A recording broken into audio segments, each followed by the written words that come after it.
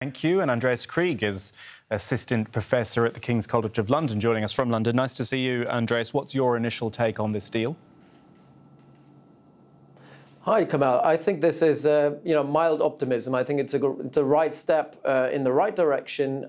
But, the problem is in Yemen, we don't really have a scarcity of agreements and treaties. The problem is always the implementation and the following through of these agreements. And I think the same thing applies here. I think from a short-term point of view, and Yemenis always operate on short-term rather than long-term. Short-term, this brings an end to the fighting, so that's positive. Power sharing is positive. But long-term is the question of whether both sides to this one conflict, as the predecessor said, it's one conflict of many, of a multipolar conflict.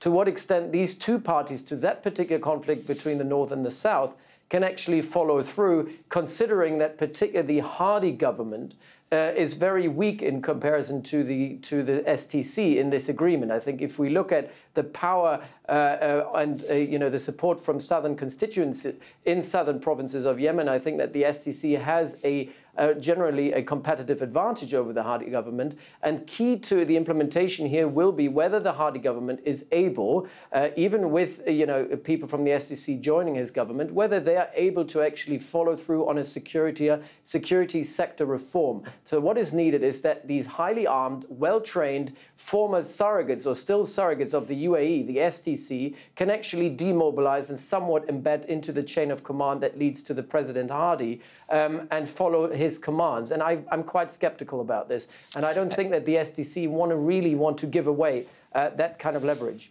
And where does it leave the Saudis and the Emiratis? As we always would say, the Saudi-UAE coalition, but this was something which divided them. Oh, yes, absolutely. And I think, yes, the Emiratis have withdrawn. This is part of so there is a media campaign going on whereby the Saudis and the Emiratis obviously want to show the world that they're united against the common front against the Houthis. But if you look behind the facade, you see that the Saudis very much have an interest in fighting the Houthis in northern Yemen. The Emiratis less so. The same applies to the surrogate. So Hadi has an interest in fighting the Houthis because they are somewhat the contestant of his power, while the STC is more interested in bogging down or in kind of implementing their objectives in southern Yemen. And the same applies to the Emiratis. They are more interested in the south. So the divergence of interest long-term are still there and is not really solved by this conflict. And I think that the Emiratis will maintain that kind of leverage into the south of Yemen via the STC.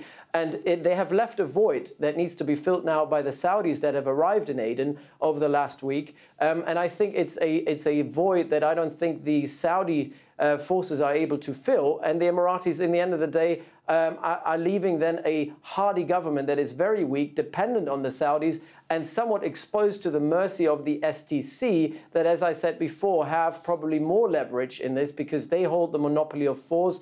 They have more of a buy-in from local southern constituencies and will probably hold the Hadi government to account wherever they can. So long-term, I'm very skeptical that this kind of agreement will really bring about the change that most people want to see. And as said before, this is just one conflict of the much wider war that is going on in Yemen.